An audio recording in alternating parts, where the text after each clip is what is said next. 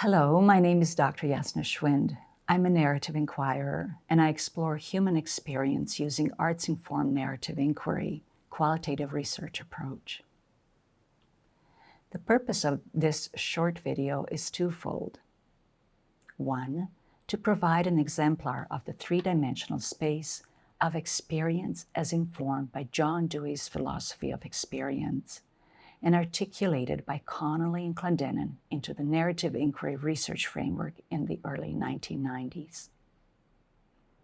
And two, to demonstrate one possible arts-informed modality of representing narrative, which in narrative inquiry is the result of told or lived experience, crafted into a story that is then analyzed and represented as a narrative imbued with expanded understanding of that experience. In other words, we begin by constructing the story of the lived or told experience. The story is then deconstructed and explored using a relevant theoretical lens while accessing extant literature to deepen understanding of that experience. The expanded story is then reconstructed into a narrative enriched with the new learning. The title of the four-part poetic prose series is called Dimensions of Illness Through Four Movements. The four movements or segments serve to represent my own experience with a serious illness.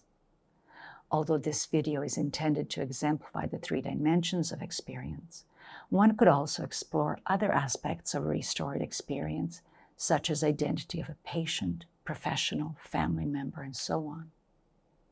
For example, over my career, I have assumed multiple roles within the healthcare system: critical care nurse, patient, professor, and a researcher. All these professional roles, as well as those I assume within the society, such as woman, daughter, wife, aunt, and friend, inform my experience of illness and how I make meaning of that experience. So what are the three dimensions of experience? According to the narrative inquiry framework, experience happens in one or more places. Landscape, in relationship, which may be within oneself or with others, personal social dimension, and over time, or temporality. The first movement is titled Waiting, Waiting, Waiting, and demonstrates the dimension of temporality. I was prompted to describe from the patient's perspective what it feels like to have a health concern put forth for investigation and then to wait to hear the outcome.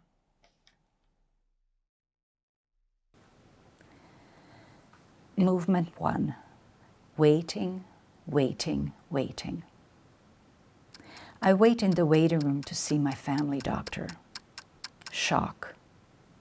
I have a nodule on my thyroid. Test 1. I wait. Inconclusive. Test 2. I wait. Inconclusive. Test 3. I wait. Inconclusive. Surgery required. I wait. Conclusive, the nodule is malignant. I wait for radioactive treatment. I am isolated for 3 days. I wait. I wait for my voice to return. I wait. I wait. I wait.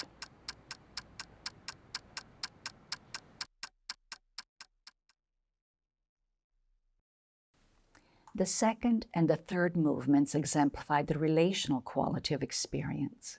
Movement 2 is titled Disconnected Confusion and reveals the personal aspect of experience. This means the relationship of experience is within oneself. This segment also speaks to the multi-layered social roles that we each embody. In narrative inquiry, we call these the multiple eyes of experience. Exploring the experience through the complexity of multiple eyes, or our multiple identities or roles, enriches our understanding of what it means to be human. Movement 2, disconnected confusion. The struggle. Who am I? I'm a professional. No, I'm a patient. I can handle this. I'm confident. I'm not sure I can. I'm scared. There's nothing to be afraid of. This is routine. I am afraid. As a critical care nurse, I've seen too many routine procedures go badly. I'm not sure what to do, what to expect. I know what care needs to be delivered to patients. I've done it myself. I look for care and compassion from my caregivers, from nurses, my peers. But none is forthcoming. My own profession is letting me down. I'm lonely. I feel vulnerable. What is going on? I feel invisible. They don't see me. I'm alone and afraid. I'm saddened and disappointed. I am despondent. I'm resigned.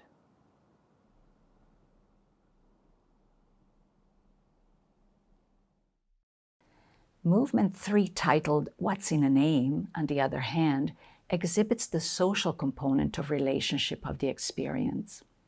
I was prompted to note the invisibility of personhood for both me as the patient as well as for the person providing the care. When we engage in I-thou relationship, as Martin Buber describes, then we connect with one another at the core of our humanity, beyond socially assigned roles. By engaging in I-thou relationships with those in our care, we honor the humanity in both of us. Movement 3. What's in a name? Who are you? What is your name? Do you not care enough for yourself or for me to tell me who you are? Please see me. I'm a human being too. I am also someone's daughter. I am also a healthcare professional like you.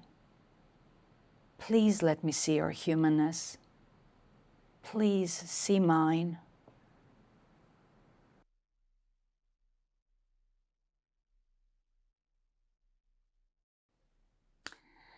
The fourth and final movement, titled As Winter Landscape Melts into Spring, illustrates the spatiotemporal characteristic of experience.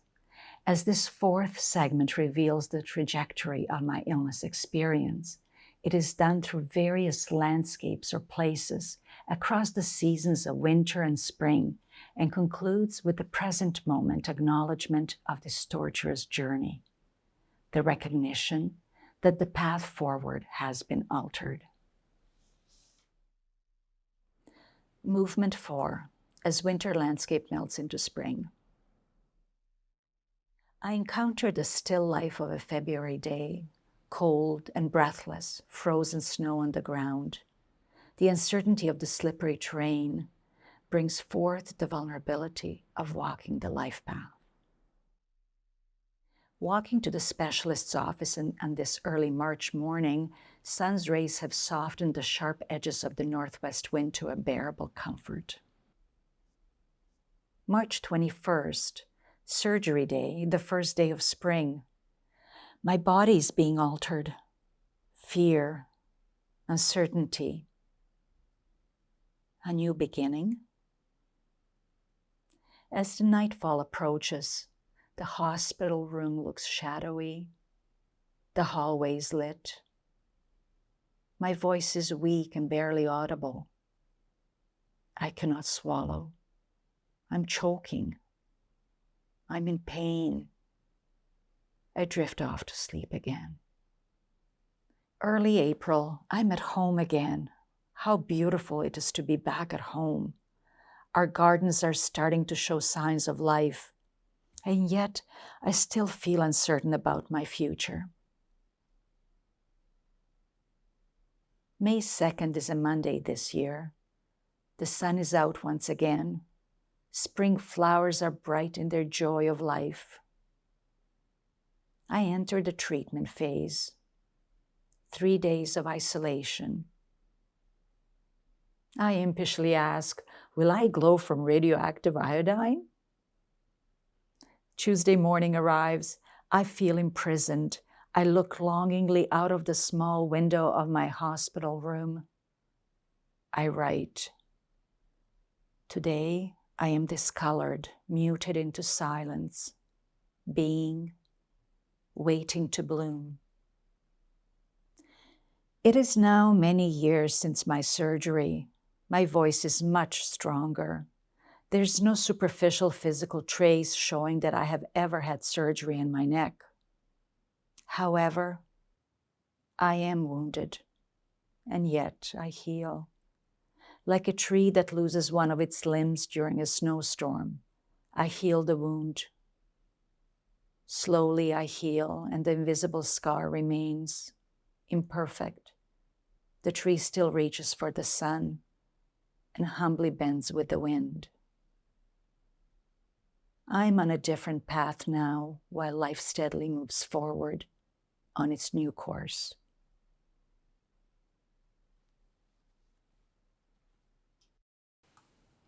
And here are some post-video questions to consider. Now that you have viewed different dimensions of illness experience from the patient's perspective, here are a few questions that may stimulate further conversation if working within a group, or personal reflection if working individually. So the first question, how are you as the viewer moved into your own inquiry? As a person or a family member, or as a professional? Another question, what stories of illness experiences come up for you?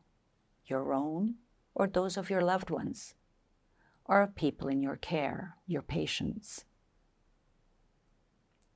3, how do you define for yourself person-centered relational practice? How is that visible in the represented narratives? 4, how does your identity as a healthcare professional interrelate with that of the person in your care? You may consider Buber's I-thou versus I-it relationship model. 5, what patterns of knowing as per Chin and Kramer are evident in the 4 poetic prose movements? And 6, how could a patient's illness experience be made more meaningful and more humane for them? Question 7, how could a healthcare professional's experience be made more meaningful and more humane? For further information on narrative research, and specifically narrative inquiry, please visit our website, theartofexperience.ca, where you may access other arts-informed representations, such as digital narratives, artwork, poetry, and others, as well as resources and educational videos. Thank you for your presence and engagement with these illness narratives.